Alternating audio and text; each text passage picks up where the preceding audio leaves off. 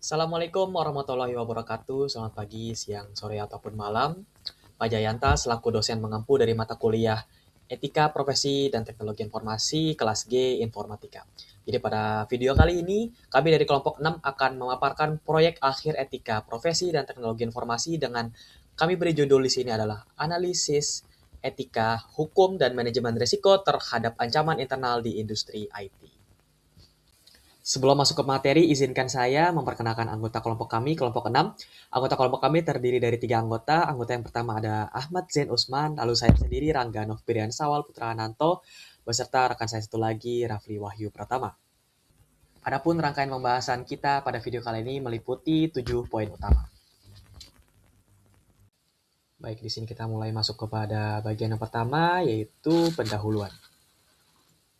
Baik, jadi sebelum membahas studi kasus dan aspek-aspek hukum di baliknya, saya rasa penting untuk memahami serta saya memberikan pemahaman kami terlebih dahulu untuk kenapa ancaman internal ini dapat menjadi sebuah isu yang dapat kami pahami, lalu kami analisa, dan lalu bahkan kami dapat berikan solusinya.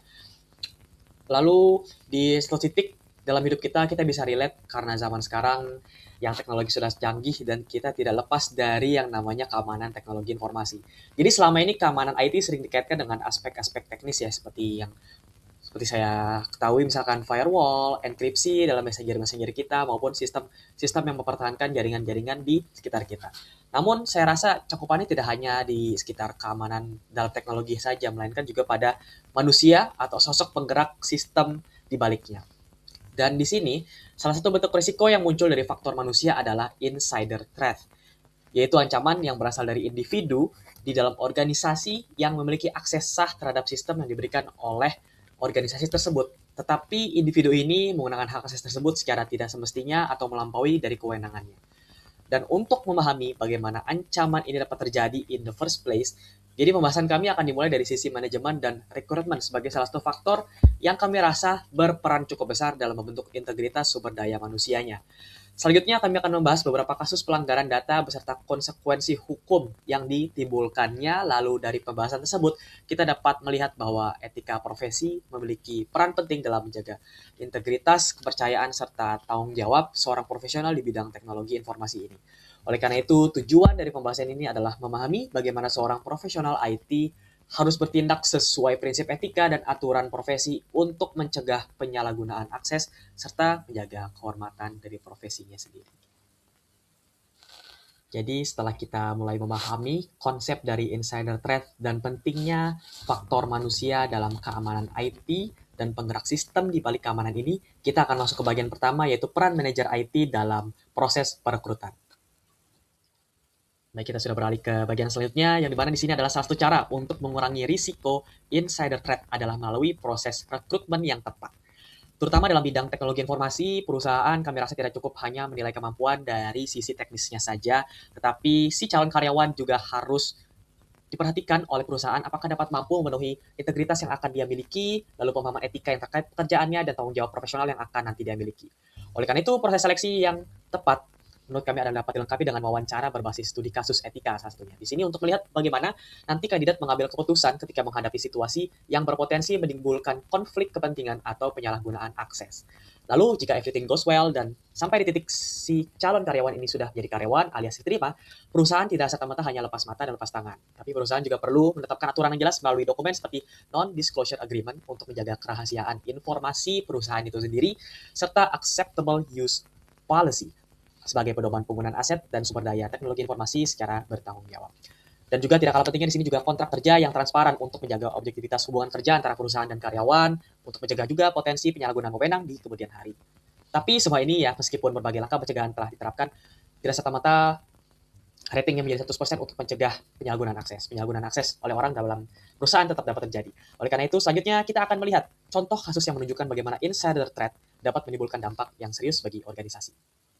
Baik, selanjutnya adalah bagian 2 yaitu mengenai kasus kebocoran data dan source code yang melibatkan seorang bernama Andisi. Pada studi kasus ini, kita menyoroti pelanggaran etika oleh seorang senior developer. Profil pelakunya adalah Andisi, yang menjabat sebagai senior developer di PT Tekno Utama kita. Terdapat beberapa tindakan pelanggaran berat yang ia lakukan. Pertama, Ia mengunduh database nasabah secara ilegal ke hard disk pribadinya. Kedua, ia menyalin source code aplikasi unggulan perusahaan yang merupakan bentuk nyata pelanggaran hak kekayaan intelektual atau haki. Ketiga, setelah resign, ia memberikan data tersebut kepada kompetitor demi mendapatkan jabatan yang lebih tinggi. Dari kacamata etika profesi, Andisi melanggar dua prinsip utama. Ia melanggar prinsip integritas karena bertindak tidak jujur dan tidak tegas dalam hubungan profesional. Ia juga melanggar prinsip kerahasiaan dengan membocorkan informasi rahasia milik klien atau perusahaan. Selanjutnya, kita beralih ke bagian 3 yang membahas kasus yang dampaknya lebih masif ke masyarakat luas, yaitu penjualan data oleh seorang admin database. Kasus ini menyoroti bahayanya penyalahgunaan wewenang tingkat tinggi atau super user. Pelakunya adalah seorang admin database di sebuah perusahaan fintech nasional yang memiliki hak akses istimewa ke seluruh basis data nasabah. Tindakan yang dilakukan sangat merugikan, di mana ia mengekspor dan menjual data pribadi ribuan nasabah, termasuk nama, KTP, dan nomor rekening, ke forum gelap atau dark web.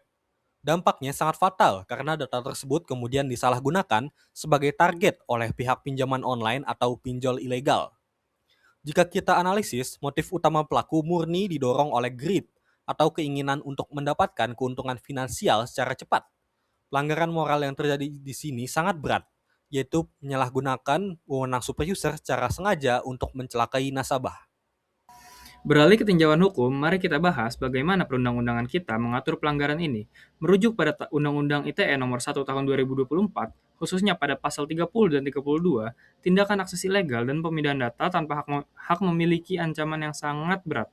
Pelaku bisa dijerat penjara maksimal 8 tahun atau denda hingga 800 juta rupiah. Selanjutnya, pada pasal 36 ditegaskan bahwa jika tindakan tersebut sampai merugikan orang lain, maka sanksinya akan jauh lebih berat lagi. Selain ranah ITE, kita juga mengacu pada Undang-Undang Hak Cipta Nomor 28 Tahun 2016. Pasal 113 dengan tegas menyatakan bahwa menggandakan source code untuk kepentingan komersil tanpa izin bisa diancam pidana maksimal 4 tahun. Kesimpulannya sudah sangat jelas. Tindakan pembobolan atau pencurian data ini bukanlah pelanggaran administratif biasa, melainkan sebuah tindakan pidana serius yang wajib diproses secara hukum. Lalu, bagaimana kita bisa mencegah insiden serupa terulang kembali?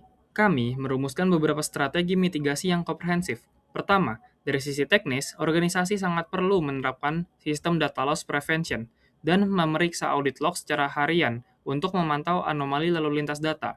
Kedua, dari segi manajemen, penting sekali untuk menerapkan prinsip least privilege, di mana staf hanya diberikan hak akses seminimal mungkin sesuai porsi kerjanya saja. Manajemen juga wajib memperketat proses background check saat tahap rekrutmen. Ketiga, dari sisi budaya kerja, perusahaan perlu rutin mengadakan pelatihan etika profesi TI agar kesadaran keamanan para staf terus terjaga. Terakhir, jika pelanggaran tetap terjadi, maka ada sanksi yang tegas. Perusahaan harus berani menempuh jalur hukum dan memasukkan nama pelanggar ke dalam blacklist profesi sebagai bentuk efek jera yang nyata bagi pelaku kejahatan internal. Sebagai penutup, kita sampai pada kesimpulan akhir presentasi. Keamanan ekosistem teknologi informasi ternyata tidak hanya bergantung pada kecanggihan infrastruktur semata, melainkan sangat ditentukan oleh integritas sumber daya manusia di baliknya.